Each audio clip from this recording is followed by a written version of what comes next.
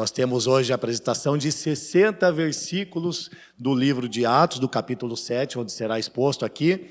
Então, para que eu não perca a voz, antes do horário normal, né? Então, e já estou um pouquinho com a voz rouca, então o Fafa vai me auxiliar. E então vamos prestar atenção na sua leitura e acompanhar juntamente aqui na tela, ok? Vamos fazer a leitura então? Atos capítulo 7, versículo 1. Então o sumo sacerdote perguntou a Estevão: são verdadeiras estas acusações? A isso ele respondeu: irmãos e pais, ouçam-me. O Deus glorioso apareceu a Abraão, nosso pai, estando ele ainda na Mesopotâmia. Antes de morar em Harã, ele disse: saia da sua terra e do meio dos seus parentes e vá para a terra que eu lhe mostrarei. Então ele saiu da terra dos caldeus e se estabeleceu em Harã. Depois da morte de seu pai, Deus o trouxe a esta terra onde vocês agora vivem.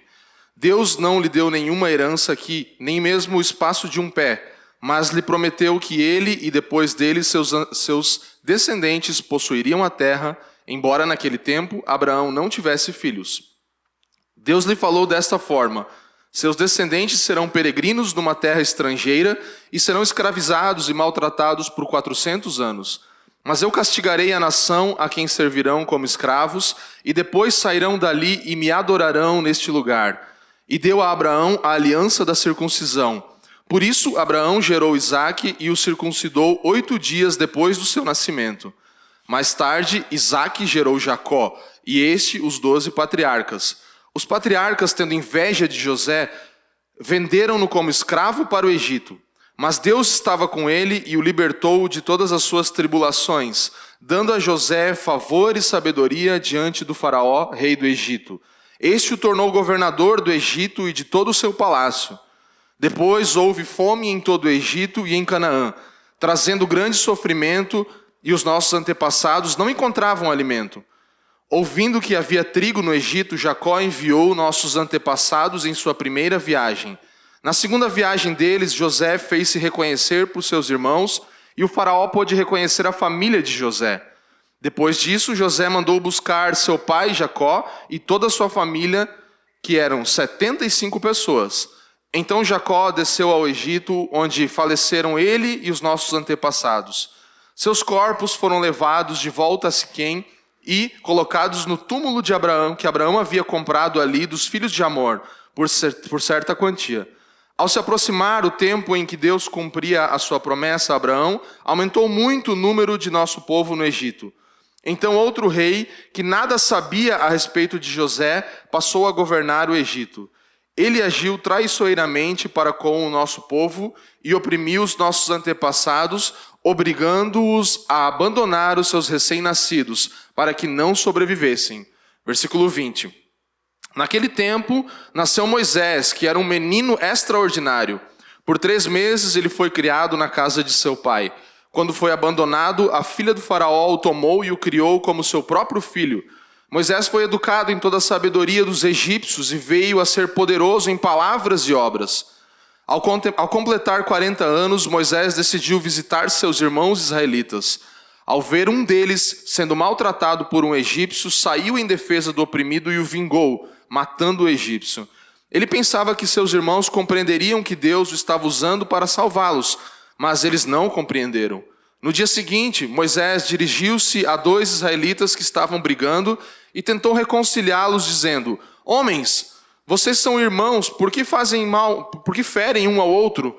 Mas o homem que maltratara o outro empurrou Moisés e disse: quem o nomeou líder e juiz sobre nós? Quer matar-me como matou o egípcio ontem? Ouvindo isso, Moisés fugiu para Midian, onde ficou morando como estrangeiro e teve 2 filhos. Passados 40 anos, apareceu a Moisés um anjo nas labaredas de uma sarça em chamas no deserto, perto do monte Sinai. Vendo aquilo, ficou atônito e, aproximando-se para observar, ouviu a voz do Senhor: eu sou o Deus dos seus antepassados, o Deus de Abraão, o Deus de Isaque e o Deus de Jacó. Moisés, tremendo de medo, não ousava olhar. Então o Senhor lhe disse: tire as sandálias dos pés, porque o lugar em que você está é terra santa. De fato, tenho visto a opressão sobre o meu povo no Egito. Ouvi seus gemidos e desci para livrá-lo. Vem agora e eu o enviarei de volta ao Egito. Este é o mesmo Moisés que tinham rejeitado com estas palavras. Quem o nomeou líder e juiz? E ele foi enviado pelo próprio Deus para ser líder e libertador deles, por meio do anjo que lhe tinha aparecido na sarça. Ele os tirou de lá, fazendo maravilhas e sinais no Mar Vermelho e no deserto durante 40 anos. Este é aquele Moisés que disse aos israelitas: Deus lhe levantará dentre seus irmãos um profeta como eu. Ele estava na congregação, no deserto, com o anjo que lhe falava no Monte Sinai e com os nossos antepassados, e recebeu palavras vivas para transmiti-las a nós. Mas nossos antepassados se recusaram a obedecer-lhe. Ao contrário, rejeitaram-no em seu coração, voltaram para o Egito. Disseram a Arão: faça para nós deuses que nos conduzam, pois a esse Moisés que nos tirou do Egito, não sabemos o que lhe aconteceu. Naquela ocasião, fizeram um ídolo em forma de bezerro. Trouxeram-lhe sacrifícios e fizeram uma celebração em honra ao que suas mãos tinham feito. Mas Deus afastou-se deles e os entregou à adoração dos astros, conforme o que foi escrito no livro dos profetas. Foi a mim que vocês apresentaram sacrifícios e ofertas durante os 40 anos no deserto, ó nação de Israel?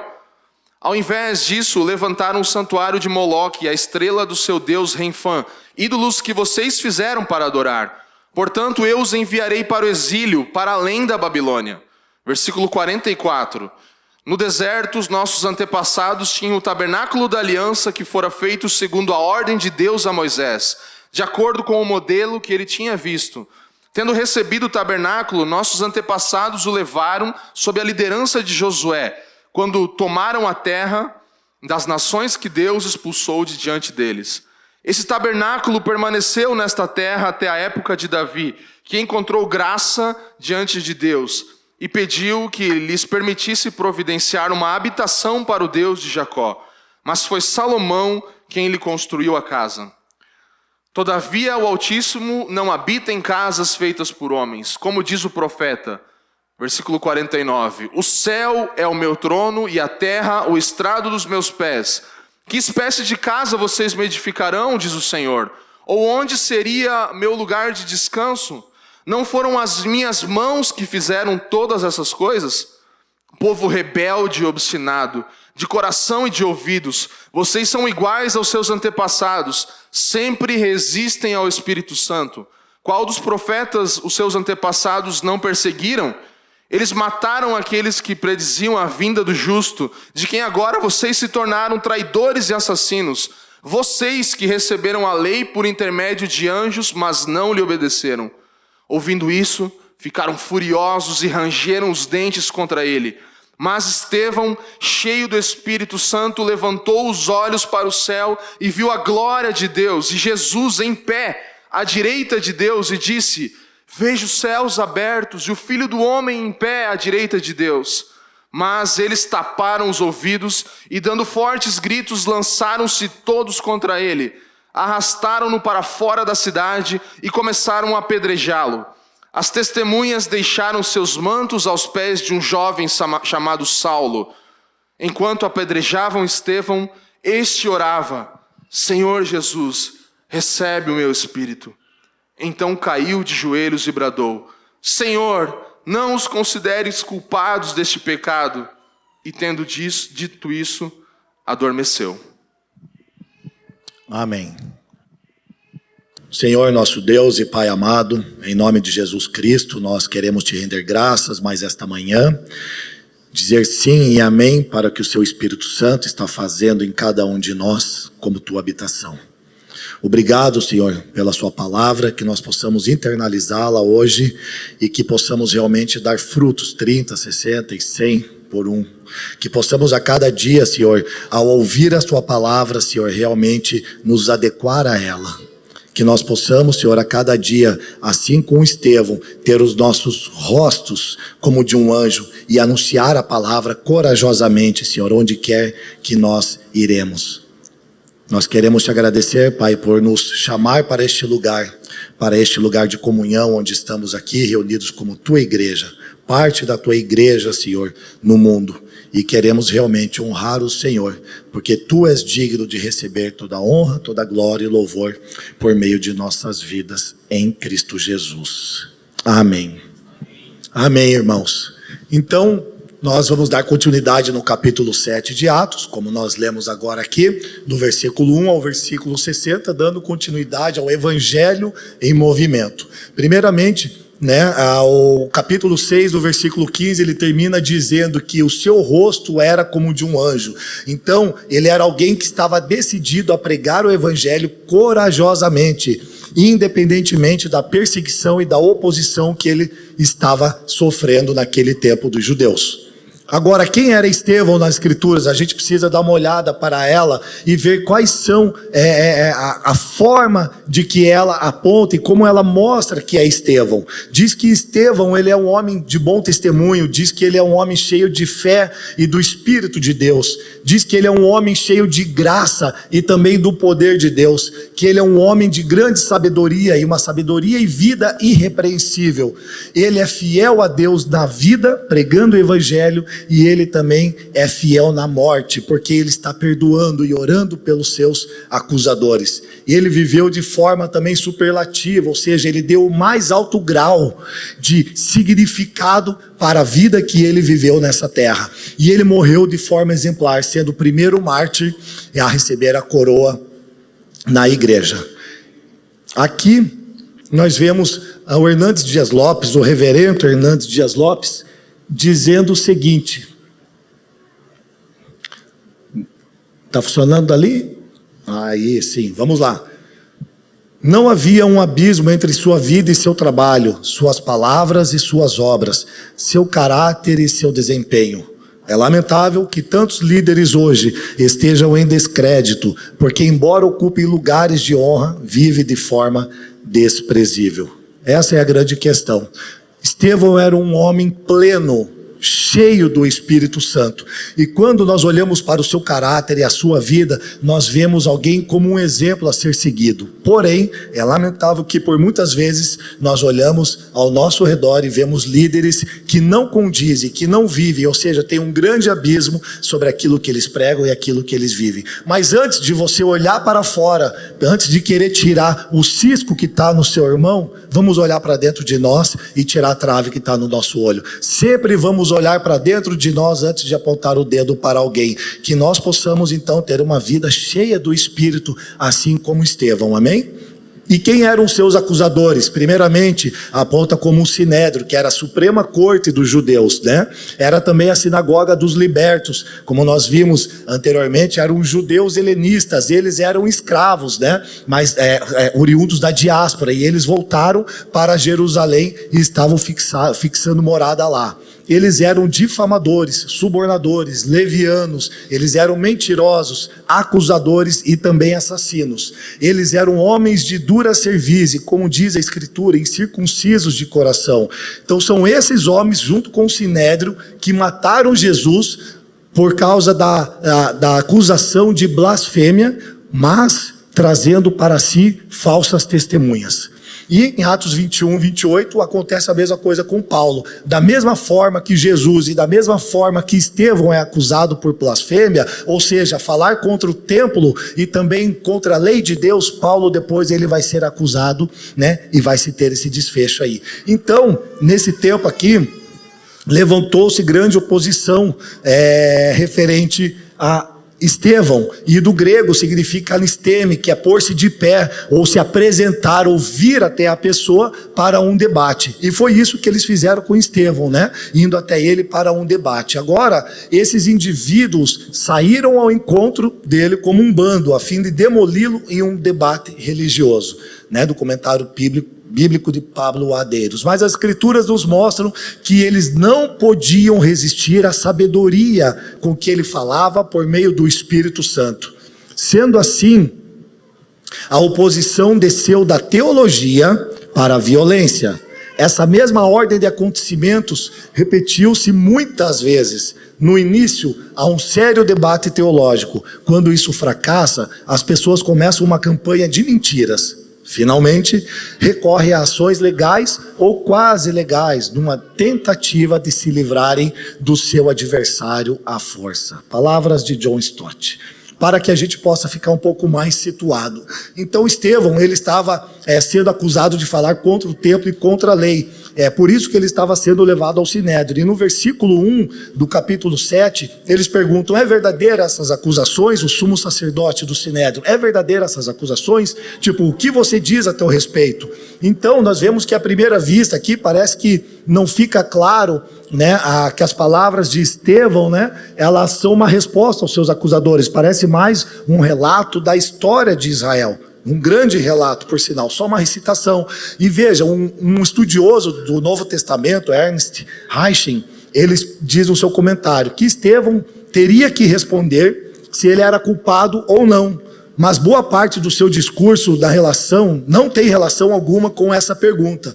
Ou seja, na verdade, é que é mais fácil nós respondermos com afirmações ou negações simples do que nós entendermos a palavra de Deus e toda a sua história, entender que toda a sua história ela está se desenrolando durante todo o tempo. Então ele não poderia vir com uma resposta simplista, porque sabemos que ele não era culpado daquele crime. Então ele não iria dizer: não, eu não sou culpado. Então ele traz, como era característica do povo judeu, uma longa história para responder a sua pergunta.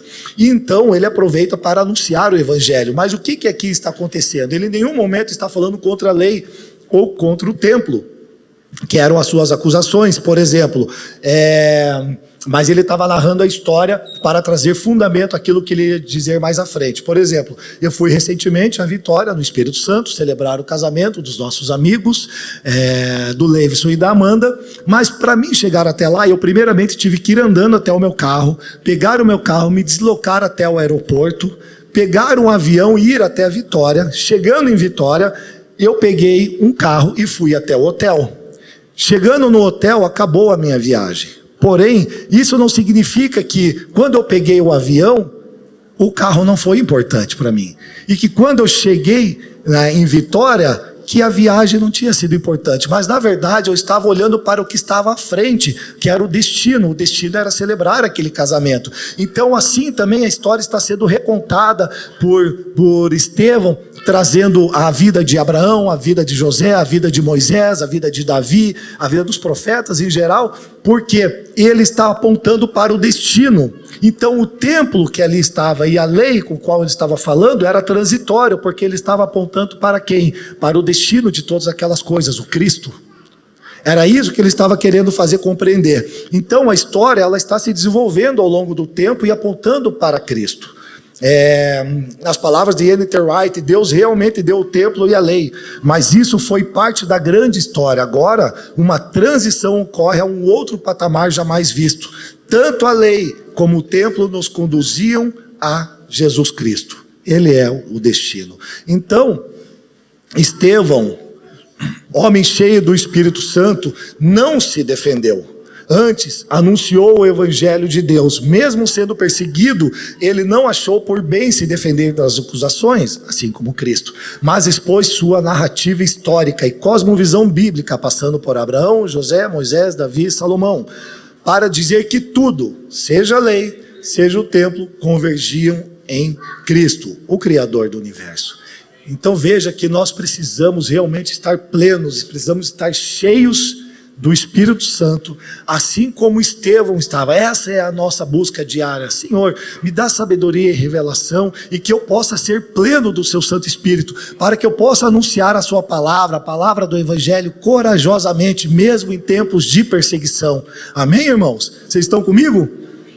Amém. Então Estevão, ele recorre a Abraão primeiramente, do versículo 1 ao versículo 7, ele diz, até porque a gente sabe que para os judeus toda a história do Antigo Testamento começa com Abraão, não é verdade? O pai Abraão. E por isso Estevão ele cita 3 características de Abraão. Primeiro, dizendo que ele foi obediente ao chamado divino, quando ele vivia ainda em Ur dos Caldeus, na Mesopotâmia, né? Era uma terra de idolatria, e a sua família era idólatra, porque eles estavam ali na Babilônia. Foi o cenário onde Deus chamou Abraão, e ele também foi um homem de fé, ou seja, ele creu na direção de Deus, que falou para ele sair, e iria para uma terra que ele ainda iria mostrar. Então ele era um homem de fé, e por causa desta fé, ele foi justificado, amém? E então, também um homem cheio de esperança, pois ele nunca viu a promessa se realizar plenamente, né? Mas ele jamais duvidou da promessa de Deus. Então, a gente vê que as profecias, elas são progressivas ao decorrer do tempo, e ele sabia, cria na palavra de Deus, mas ele ainda não a tinha visto por completo, mas ele creu. Então, o que acontece? Estevão, ele está falando aqui, mostrando para eles quem era Abraão. E John Stott, ele chama a atenção para a ênfase que Estevão está dando nessa ação divina, porque foi Deus que apareceu para Abraão, foi ele que falou com Abraão, foi ele que enviou, ele prometeu, ele julgou e libertou. Ou seja, nada, absolutamente nada dependeu das mãos de Abraão. Quando dependeu de Abraão por alguma coisa, ele fez coisa errada, né? Ele não esperou Isaac e gerou Ismael. Enfim, então Deus está fazendo tudo através do seu bom propósito. Então agora a gente vê que antes mesmo de haver um lugar santo, com Abraão, né, existia um povo santo. E aqui a gente vê que toda a sua descendência é abençoada. Então, como ele foi justificado pela fé, essas características aqui de Abraão reprovam os judeus que estavam acusando Estevão. Porque ele era um homem de fé, ele foi justificado pela fé, e ele saiu de uma terra onde não havia um templo, nem lei, mas ele creu na palavra. Então isso estava indo de frente, de confronto com aqueles que estavam acusando Estevão. Então ele recorre a José, né, que foi o salvador do seu povo, do verso 8 ao 16, ele, da mesma maneira que, né, na Mesopotâmia foi um contexto extremamente surpreendente, agora ele vai agir no Egito com José. Então sabemos que José, ele foi vendido como escravo, e ele estava lá, chegou até a governar o Egito, né? Ele era um governador lá. Então a gente vê aqui na história de José que, além deles ter um homem que Deus estava com ele, também Deus estava com a sua família. Mas preste atenção, a sua terra, ele estava no Egito, ele não estava em Canaã. E esse é um ponto que ele está observando. Estevão está fazendo com que eles observem: olhe, vocês estão me acusando sobre a lei e sobre o templo, mas lembram de Abraão? Ele não estava lá. Vocês lembram de José? Ele estava no Egito, e ainda assim a presença de Deus se fazia presente. Então eu não estou falando contra o templo, eu só quero que vocês vejam que Deus, ele não pode ser preso dentro de uma caixa, dentro de um templo. É isso que ele está argumentando aqui, né? Em outras palavras. Então Estevão resume José dizendo que Deus lhe deu graça e sabedoria, assim como nós vimos que Estevão, né, era um homem cheio de graça e de sabedoria também. Então Lucas faz uma semelhança aqui entre eles: a presença de Deus que está em nós, tanto neles estava em Estevão, assim como também estava em José, também está em nós, né? Então, só que veja que Deus não nos livra dos nossos problemas, muitas vezes ele não nos livra das nossas aflições, ele deixa que passemos por situações difíceis, mas isso não quer dizer que Deus não está conosco. Na verdade, ele passa com você junto pelo problema, amém? É isso que estava acontecendo com José. Eles foram, vocês sabem a história de José, né? Não temos tempo para contar, mas lemos aqui: ele foi vendido pelos seus próprios irmãos, como se fosse uma mercadoria, e barata ainda. Então, a intervenção de Deus também por nós, porque ele nos livra de sermos, ele não nos livra de sermos humilhados, ele não nos livra de sermos maltratados, e isso nós estamos vendo aqui. Nós vimos isso com o seu próprio Filho Jesus Cristo, que foi humilhado e que foi maltratado, foi pendurado no madeiro. E além de tudo, Jesus estava nu naquela cruz. Então não houve humilhação maior, nem para mim, nem para você, como houve com Jesus Cristo ou com os seus santos profetas. Eles sabiam o que é humilhação, mas ainda assim, nós sabemos que a intervenção de Deus acontece em momento oportuno, e ele nos exalta, mas para a sua glória. Amém?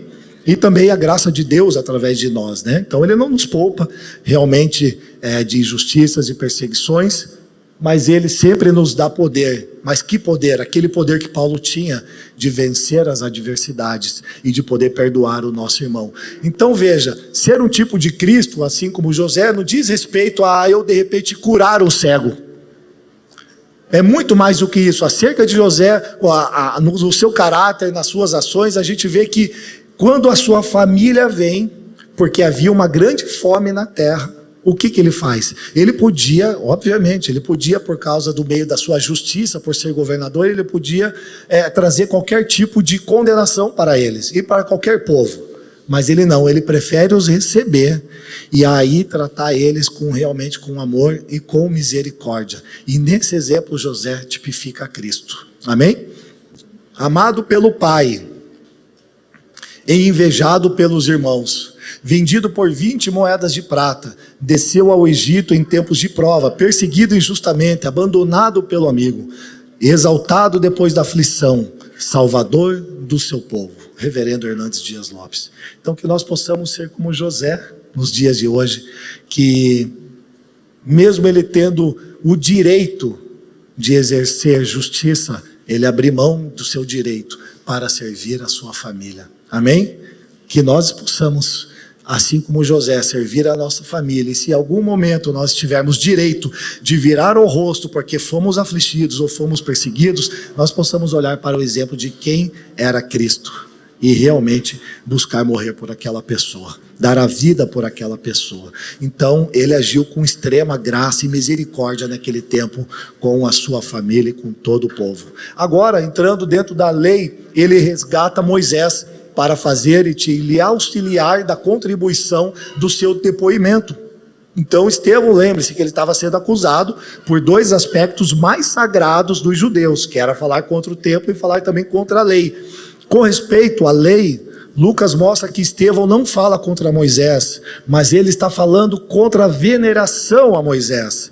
Ironicamente, os que acusaram dele estar contra a lei eram os mesmos que negaram Moisés. Quando nós lemos lá no versículo 37, ele diz assim, rapidamente: este é aquele Moisés que disse aos israelitas: Deus lhes levantará dentre seus irmãos um profeta como eu.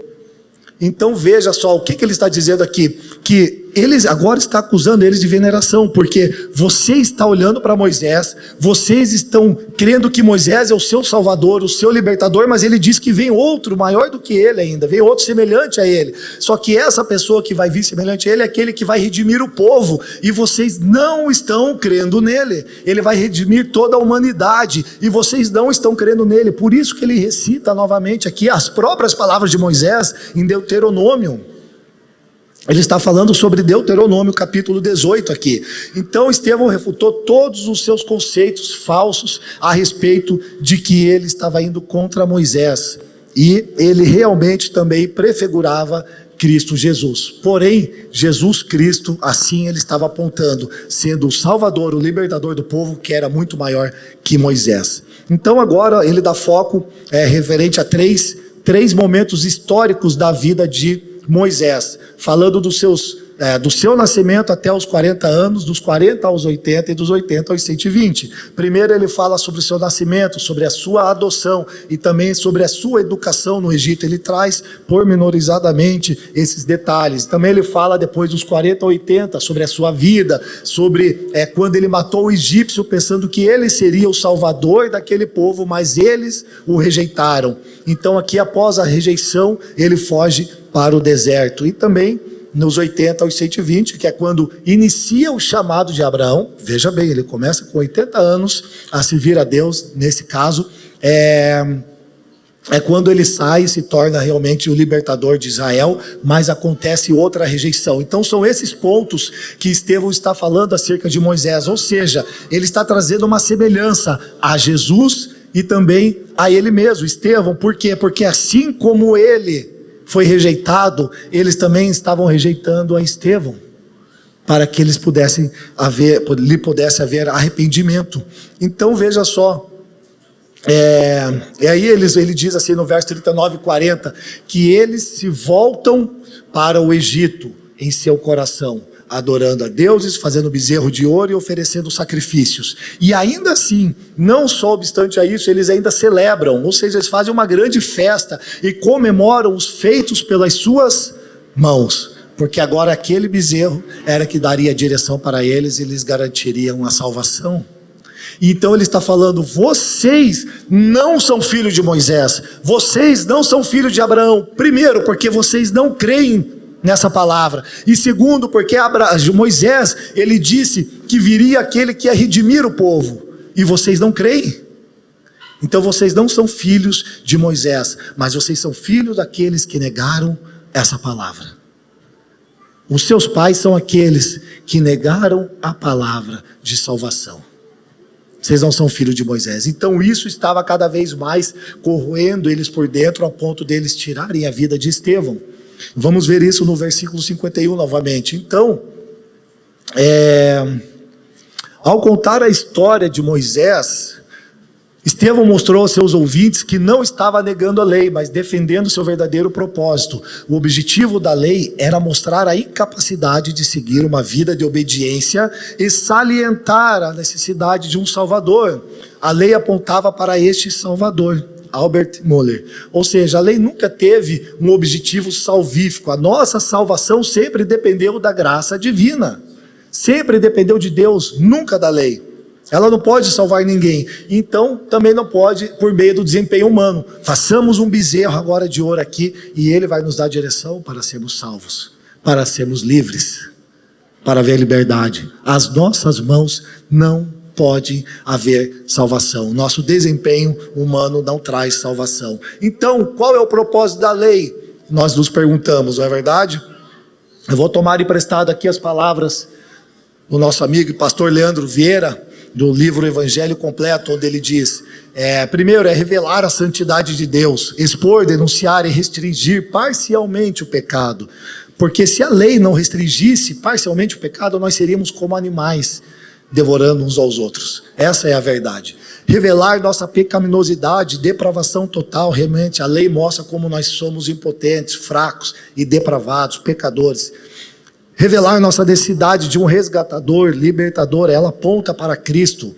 Instruir a respeito da vontade de Deus. Então, de fato, a lei é santa e o mandamento é santo, ele é justo e ele é bom, de acordo com Romanos capítulo 7. Então, Estevão, quando cita Abraão, ele mostra que ele foi justificado pela fé e logo toda a sua descendência seria justificada pela fé. Assim ele também aponta para José e posteriormente para Moisés. Só que entenda que Moisés também fazia parte daqueles que eram salvos pela fé e não por obras, não pela lei. E esse é o ponto que ele está incluído aqui. Moisés e todos os profetas são salvos mediante a fé e não mediante a lei. Agora a promessa de salvação, ela foi recebida por Abraão e por todos os seus descendentes mediante a fé.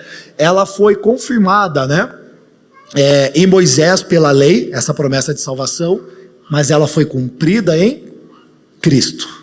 Então, quando nós olhamos para o texto de Mateus, o capítulo 5, 17, diz que Cristo veio cumprir a lei. E essa palavra cumprir a lei tem a conotação na Bíblia judaica que ele veio completá-la. Jesus Cristo veio trazer vida para aquilo que trazia a morte. A lei trazia a morte, não é verdade?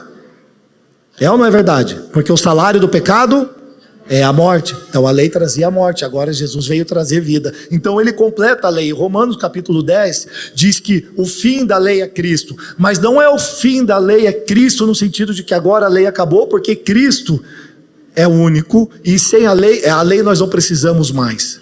Não, está dizendo esse fim no sentido de finalidade, no sentido de objetivo.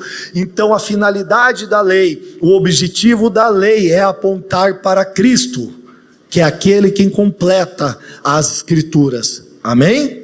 Então a coerência sempre esteve na tentativa do ser humano se auto-justificar por intermédio da lei, E eles não enxergavam que a lei ela apontava para Jesus. Por isso que Estevão está sendo tão enfático quanto a isso. o discurso de Estevão não foi tanto uma autodefesa, mas sim um testemunho de Cristo. Seu tema principal era inegável que Jesus, o Messias, tinha vindo para substituir o templo e cumprir a lei, que testemunhavam ambos dele. John Stott. Então, tanto lei como templo foram cumpridos em Jesus Cristo. Amém? Claro. Fica claro a sua observação referente a eles não cumprirem a lei, que eles precisavam de um Salvador, amém? E ele traz Abraão e ele traz José para colaborar com isso, e também mostrando que Deus ele se manifestava mesmo não tendo um templo naquele momento. E agora nós vamos entrar nesse outro tempo de Davi e de Salomão, esse tempo da monarquia, onde nós vemos que um templo é instituído por Salomão. Mas veja só, então aqui de forma semelhante ele vai traçar um argumento para dizer que ele não está falando contra o templo, assim como ele não estava falando contra a lei. Então, na verdade, o que há de errado com o templo? Nós podemos nos perguntar, né? Se Jesus agora veio cumprir, o que tem de problema com o templo? Veja em Salmos 27:4 que diz ali: uma coisa pedi ao Senhor, é o que procuro, que eu possa viver na casa do Senhor todos os dias da minha vida, para contemplar a bondade do Senhor e buscar sua orientação no seu templo. Então tinha algum problema estar na casa do Senhor e adorar ao Senhor naquele sentido que o salmista coloca? De maneira nenhuma. O problema é que eles estavam venerando o templo. Por que, Leandro, que eles veneravam o templo? Como que nós podemos ter argumento para isso? Porque eles acreditavam que Deus se identificava tanto com o templo que ele completava como que a gente pode falar? A existência da garantia da proteção divina. Então, enquanto o templo estivesse de pé, eles tinham a garantia de que Deus estava com eles. Agora, se o templo fosse destruído, aí eles assim saberiam, no seu intelecto humano, que Deus não estaria mais com eles. Então, eles acreditavam que Deus o abandonaria se o templo não estivesse ali. Mas Deus não habita em templos feitos por mãos humanas. Então, Estevão agora, ele recorre a 4 personagens em 4 principais épocas da história de Israel, para relatar algo muito importante sobre isso. Primeiramente, ele fala de Abraão e o período patriarcal, né, quando Abraão ele saiu da terra de Ur dos Caldeus. Fala sobre José e o tempo do exílio, e aqui, né, ele estava no Egito. Sobre o tempo de Moisés, quando acontece o tempo do êxodo, que ele está naquela peregrinação, né, no deserto. Ele ainda aqui não estava na terra prometida, e depois ele fala acerca de Davi e de Salomão. Então são esses 4 personagens e esses 4 momentos da história, né, em que Estevão recorre para dar embasamento àquilo que ele estava anunciando. Então a característica comum aqui é que a presença de Deus em todos esses momentos, ele não se limitou ao templo e nem à terra de Israel. Então eles eram tão nacionalistas e exclusivistas que eles achavam que Deus só podia viver naquele templo e ele só podia viver naquela terra. Mas vejam, por que eu trouxe todo o pano de fundo? Porque ele realmente estava falando: olha, Deus apareceu a Abraão lá na terra da Babilônia. E quem era a Babilônia? A grande prostituta, a qual nós vemos no Apocalipse. Terra de idolatria. Ele apareceu lá para Abraão. E ele também esteve com José no Egito, no lugar de escravidão, onde o nosso povo sofreu durante 400 anos. Ele esteve também no deserto. Então presta atenção, não faça deste templo, nem mesmo de Moisés, um lugar onde vocês vão venerá-lo. Vocês precisam adorar a Deus e não a templo e não Moisés. Vocês estão entendendo? Estão comigo?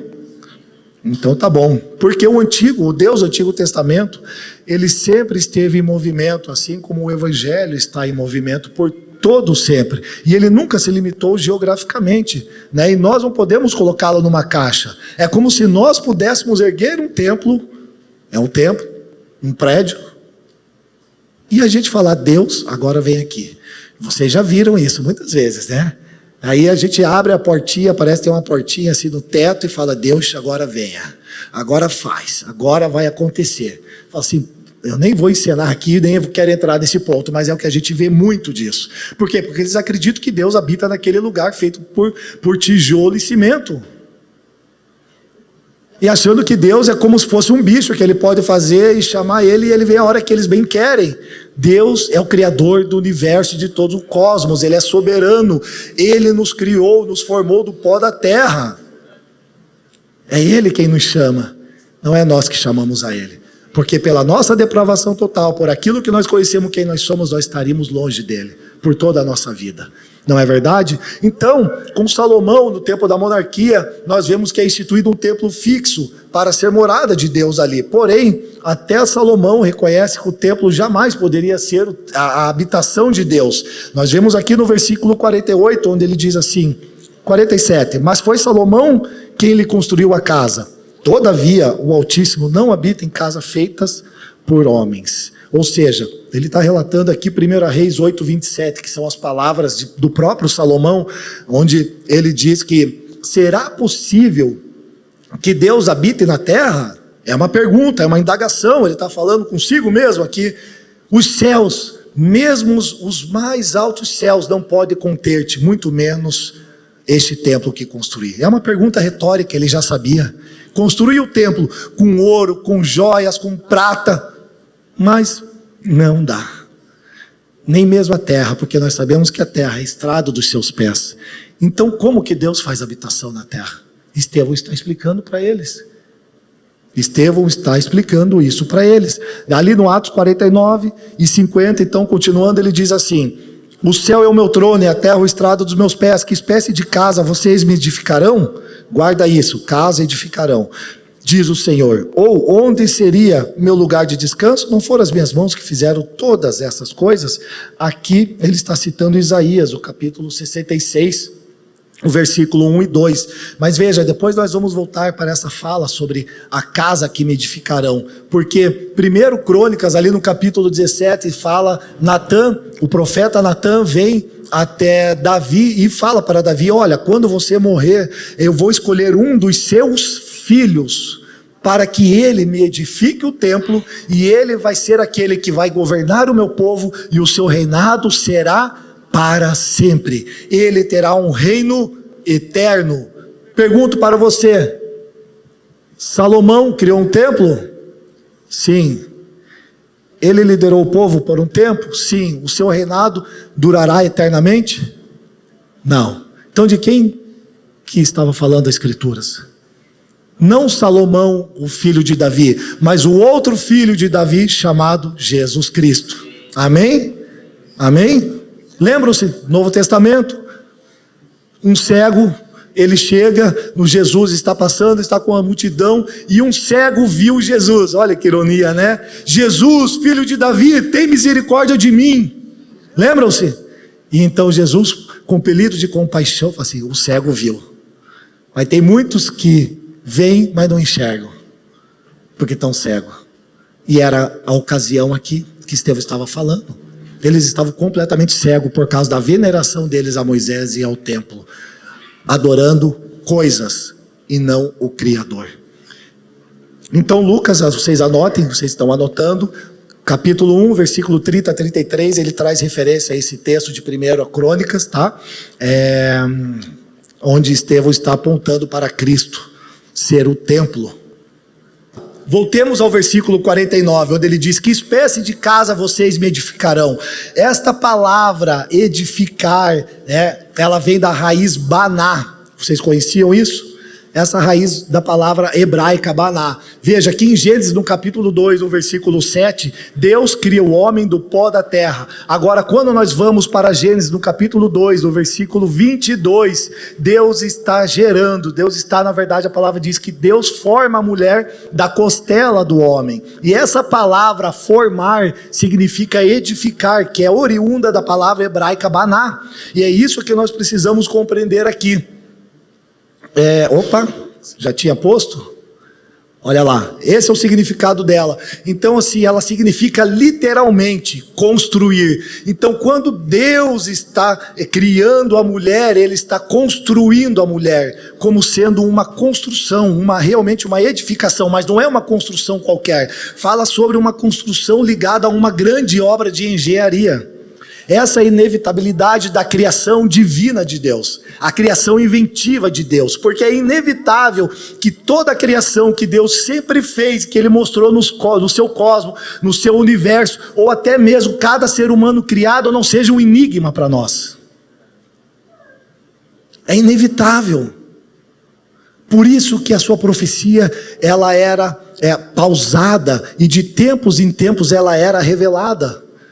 Porque a criação inventiva de Deus, ela é um enigma para nós, e Ele vai descortinando, Ele vai nos dando sabedoria, entendimento e graça em Cristo Jesus para nós compreendermos as coisas. E Ele está dizendo aqui que essa palavra edificar significa construir. E como eu disse, não é uma construção qualquer, porque se nós analisarmos a pictografia, que é o desenho da palavra Baná, ela se divide em duas palavras. Deixa lá. Bet, que significa casa ou templo, né? Tenda, no caso, não é templo, é tenda. Ou também a palavra Nun, que é derivada de Baná, né? Bet e Nun. Ela significa semente ou significa vida. O que eu quero dizer com isso? Que Deus está construindo a partir da mulher, da costela de Adão, Ele está formando uma edificação, uma construção, que é uma casa que tem vida. Amém? Não é feita pelo homem, feita de tijolos e de cimento, que não tem vida, que é apenas um lugar para que nós possamos nos reunir. Ele está fazendo com que Ele possa ter uma habitação no meio do seu povo. Então é Ele que está construindo. Então essa palavra Baná é muito apropriada para nós, e nós precisamos ter ela na nossa mente, porque assim como a mulher ela é formada do homem, a igreja é formada de quem? Cristo. Quando nós olhamos para a cruz, nós vemos isso acontecendo, né? Adão, ele cai num profundo sono, e quando ele acorda, ele tem quem? A sua mulher, a sua esposa. E Jesus, ele é crucificado, e então ele morre. E quando ele acorda no terceiro dia, ele tem quem? A sua igreja, lugar da sua habitação. Ele tem a sua igreja, não só a sua mulher, a sua noiva, mas também o lugar onde Deus vive comunidade. É para este lugar que Estevão está apontando. Ele está, olhem, Cristo é completo, ele completa tanto a lei, como ele substitui o templo. Vocês estão entendendo isso? Amém. Ibaná é a raiz de Ben, Ibanim, que significa filho, né? Tipo, Ben David, né? Ou Bar Jesus, né? Filho de Jesus, né? Ben David, filho de Davi, né? Então esse Ben significa filho, como se a sugestão linguística aqui ela fosse que os filhos são pedras, eles são blocos de pedras de construção. Então é interessante porque quando você vai para 1 Pedro, no capítulo 2:5, ele diz, vocês também são como pedras vivas que estão sendo utilizados, né, para uma casa, para a construção, para a edificação de uma casa espiritual, para oferecerem sacrifícios, não mais como era antes, mas agora são sacrifícios espirituais agradáveis a Deus, certo? Por meio de Jesus Cristo. Por isso que Paulo escreve aos Coríntios que nós somos o quê? O templo do Espírito. Vamos lá, nós somos o quê? O templo do Espírito. Isso. Então assim nós vemos que Deus desejou desde a criação do homem e da mulher habitar com o homem. Ele queria sempre, foi o desejo de Deus estabelecer família para viver no meio do seu povo. Por isso que Deus habita na pessoa, em nós, na pessoa do Espírito Santo. É assim que ele faz morada. Então ele está substituindo esse templo, onde ele poderia vir e fazer parte, estar com o povo, para estar com todos. Deus não é exclusivista, nesse sentido, dos judeus religiosos. Ele é exclusivista no sentido que todo aquele que olhar para meu filho e crer que ele é o Filho de Deus e que morreu por todos, para que os seus pecados sejam redimidos, aí sim, aí nós somos povo exclusivo de Deus. para todos aqueles que respondem ao chamado de Jesus. Então, seguindo à frente, Mateus 16, 18, ele diz: eu edificarei a minha igreja. Naquela fala com Pedro, quando ele diz: e para vocês, quem vocês dizem que eu sou? E Pedro, né, com sabedoria de Deus, ele diz, né, que tu és o Cristo, o Filho do Deus vivo. E ele diz, bem você falou, Pedro, porque não foi nem carne nem sangue que foi te revelado, mas meu Pai que está nos céus, e sobre esta pedra eu edificarei a minha igreja. Ou seja, essa pedra, ele está falando sobre esta verdade, sobre este anúncio, que eu sou o Filho de Deus, eu edificarei a minha igreja. Eu vou formá-la, vou tirá-la de um lugar chamado mulher, e vou formar Baná, uma construção, um templo para o meu espírito. Amém? Então nós vemos que Deus, ele é o próprio arquiteto. Deus, ele é o engenheiro, e ele também é o construtor da sua habitação. Não há ser humano que possa fazer ou invocar Deus num lugar e diga: Deus more aqui. É Deus quem faz isso em todo momento. Então, o povo de Israel, anotem o texto de Apocalipse, o capítulo 1, do versículo 1 ao 3 e o versículo 22, ok? Não dá tempo de falarmos sobre isso. O povo de Israel passou a adorar o templo no lugar de adorar a Deus. Pensaram que Deus fosse uma divindade tribal, que vivia em Jerusalém, confinado no templo, e não perceberam que Deus é transcendente, e nem os céus dos céus podem contê-lo. Hernandes Dias Lopes. Então agora, ele volta-se contra seus acusadores, sendo ele o promotor público aqui. Ele é a própria pessoa que traz essa cena para o seu tribunal agora. Agora ele começa a acusá-los. E ele diz o seguinte, no verso 51 e 52. Olha só: povo rebelde, obstinado de coração e de ouvidos, vocês são iguais aos seus antepassados, sempre resistem ao Espírito Santo. Aqui algumas traduções falam, né, antepassados ou pais, né? Eles eram seus pais. Vocês são igual aos seus pais, que sempre resistem ao Espírito Santo. Qual dos profetas os seus antepassados não perseguiram? Eles mataram aqueles que prediziam a vinda do justo, Jesus, de quem agora vocês se tornaram traidores e assassinos. Então veja só, ele está colocando aqui agora o dedo na cara deles e dizendo: vocês não são filhos de Abraão, vocês não são filhos de José, vocês não são filhos de Moisés, vocês são filhos desses homens que mataram o próprio justo, chamado Jesus. Porque vocês são incircuncisos de coração, é o que ele vai falar. Vocês mataram todos os profetas. E isto que eles cometeram é uma rebeldia ainda maior do que os seus próprios antepassados, porque eles mataram o próprio Jesus, o Messias que eles tanto aguardavam. Que ironia! Então Estevão não está acusando eles só por acusar. Na verdade, ele está pregando o evangelho para eles e mostrando como todo o Antigo Testamento aponta para Jesus Cristo. Amém? E esse é um alerta para nós sobre as nossas tentativas humanas, salvíficas, de queremos alcançar a salvação como esses homens por meio dos nossos feitos. Ou seja, achando que se nós orarmos todo dia, Deus agora vai me dar o que eu quero. Obra humana. Mas se eu jejuar aqui 40 dias, eu vou chegar num lugar agora e todo mundo vai ver. Normalmente, se você quer, né? Tipo, cara, você quer exaltar a si mesmo? Então, se você jejua, se você ora, faça isso em secreto, não tem problema. Mas agora a gente não pode tornar isso, como ele está falando a respeito desse povo, como uma obra salvífica. Promessas de avivamento. E isso é o que a gente mais vê na igreja. É tipo marcha para Jesus, né? Agora vamos para a marcha de Jesus. É agora. Nós vamos novamente fazer uma nova revolução. A revolução de Cristo está sendo silenciosa. Ele está fazendo dentro dos nossos corações. E não é lá fora gritando como um louco. Não é. Porque na verdade, muitos daqueles que estão lá dentro, eles estão fazendo o quê? Estão querendo tornar os seus nomes honoráveis. Não todos, mas muitos. Muitos estão fazendo isso. Meios exclusivistas para trazer o reino de Deus. É desse jeito que Deus vem. É dessa maneira que Deus vem. Não. Não é assim. Não é do teu jeito, não é do meu jeito, é do jeito dele. Nós não podemos chamar a Deus como se fosse um cachorro. Vem aqui, Perdoe minha franqueza, mas é o que esses homens estão fazendo. Achando que ele está vindo, abanando o rabo e vir aqui e fazer o que eles querem. Pelo amor de Deus. Nós temos visto tempos de desgraça. E nós precisamos consertar isso. Começando através da nossa vida. Amém?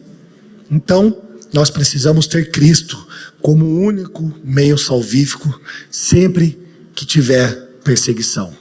E sempre que nós tivermos Cristo como meio salvífico, sempre haverá perseguição, como houve com Estevão. Amém? Como houve com Estevão e com todos os profetas que morreram, que foram martirizados por esse testemunho de Cristo. Então, seguindo adiante, do martírio até o retorno de Cristo, a Escritura nos garante oposição ao Evangelho e perseguição aos cristãos. Portanto, a esperança que um possível governo cristão livrará a igreja da perseguição, além de utopia, não encontra amparo bíblico. Leandro Vieira. Nós não podemos depositar a nossa confiança, a nossa fé, a nossa esperança em nenhum tipo de governo para nos salvar ou para limitar a perseguição. Bem pelo contrário, nós vimos aqui na história que é Deus quem permite que homens sejam perseguidos para que a sua palavra seja espalhada. E se isso tiver que custar a minha vida e a sua, Ele vai fazer. Amém? Que bom. Que bom. Que custe as nossas vidas, se isso for necessário, né? Como foi a de Estevão. Então, nossa tentativa humana de buscar salvação por meio de métodos, sejam elas de caráter moral, religioso, político, sempre vai nos condenar. Porque a palavra de Estevão se torna acusação contra nós também. Assim como Estevão estavam falando para eles de um método salvífico de obter a lei e também venerar o templo e não aquele que é o Criador, também para nós. Isto serve como uma acusação. Amém? Agora veja as palavras de John Stott. A principal preocupação de Lucas não era apontar Estevão como o primeiro mártir, mas seu papel vital no desenvolvimento da missão cristã no mundo, através do seu ensino e morte. Ou seja, o papel vital que Estevão está querendo mostrar aqui, que Lucas está mostrando a partir da vida de Estevão, é realmente a sua missão cristã no mundo. A partir da sua pregação, do seu ensino. Ou seja, a pregação do Evangelho tem que ser uma prioridade para nós, ao mundo. E também a sua morte ensinou a gente que ele não teve concessões, ele não colocou uma vírgula naquilo que ele estava falando, ele não teve negociação, ele não negociou a palavra de Deus, e ele falou destemidamente, mesmo se fosse o caso de morrer, e ele morreu. Que assim seja também a nossa postura, pois o foco do seu ensino, considerado blasfêmia contra a lei e o templo, consistia em que Jesus era o cumprimento de ambos. A igreja de Deus é um povo, não edifícios. A palavra de Deus são as escrituras, não as tradições, amém? Enquanto esses fundamentos forem preservados, os edifícios e as tradições podem continuar se necessário. O que não podemos permitir é que eles prendam um Deus vivo ou impeçam a sua missão de pregar o evangelho até os confins da terra. Graças a Deus. Então, irmãos, a gente precisa compreender a essência do Evangelho. Precisamos compreender a essência do porquê nós estamos reunidos aqui como igreja. Precisamos entender, por exemplo, por que nós nos reunimos de casa em casa. Por que nós partimos o pão. Não são modelos salvíficos, mas isto sempre está apontando para Cristo. É um modelo, é uma forma no sentido de nós apresentarmos o Cristo para a comunidade e para fora, para a sociedade, mas não é salvífico. Então, se isto se torna, se o templo, ou se os nossos ajuntamentos se tornam um meio de promover uma veneração a coisas criadas, já perdeu a sua essência, ele tem que ser removido. É isso que John Stott está falando. Amém? Então, logo depois nós vemos o apedrejamento de Estevão, onde ele diz que ele vê o céu aberto e o Filho do Homem de pé à direita de Deus. Aqui 2 pontos que nós precisamos observar. Primeiro, parece que Jesus está de pé como seu advogado, o defendendo naquele momento. Mas na verdade, ali havia um tribunal. o Sinédrio, obviamente. Mas, no tempo devido, o próprio Jesus, como advogado, vai chamá-los e cobrar deles essa conduta. Só que vai ser no seu próprio tribunal. O advogado de Estevão estará de pé, recebendo cada um daqueles que testemunham como Estevão testemunhou. Cada um de nós. E ele será nosso advogado no dia em que estaremos diante dele para prestar contas. Amém? E também para receber o seu primeiro mártir aqui, ou seja, mostrando que Deus havia se agradado da vida de Estevão. Então veja que Jesus, a destra de Deus, mostra que nada passa desapercebido aos seus olhos. Nada acontece sem ele saber o que está acontecendo. Nenhuma folha cai de uma árvore, nem um fio de cabelo cai da sua cabeça sem ele ter consentimento, sem ele ter a permissão. Esta é a soberania de Deus. Amém? Deus está no controle de todas as coisas. Deus sempre esteve e Deus sempre estará no controle de todas as coisas. Agora, há 2 pontos aqui referente a esse apedrejamento. Estevão, ele faz um clamor e uma oração aqui. Estevão, ele orou por aqueles que eram seus algozes, aqueles que iriam lhe matar. E muito semelhante a Jesus, ele diz: recebe o meu espírito, assim como Jesus disse na sua morte. E também ele disse: Senhor, não considerem culpados por este pecado. Assim como Jesus: Pai, perdoa-lhes porque eles não sabem o que fazem. Então veja que até mesmo na sua morte ele se assemelha a Jesus Cristo e orou conforme ele também orou. Então veja que tanto na vida como na morte, Deus está conformando Estevão à imagem do seu Filho Jesus Cristo. Amém? E Deus está conformando eu e você à imagem de Jesus Cristo, mesmo passando tribulações, mesmo passando aflições, mesmo passando perseguições, mesmo sendo afligido. Deus está cuidando de nós. Nada passa desapercebido dele. Ele sabe o que você está passando. Ele sabe dos seus problemas, sabe das suas dificuldades, sabe das suas manias que você precisa deixar de lado. Ele sabe, mas ele está trabalhando. Anda com os olhos fixos em Cristo Jesus e não negocie a palavra de Deus, jamais. Porque ele está nos enchendo do seu espírito, no sentido de plenitude.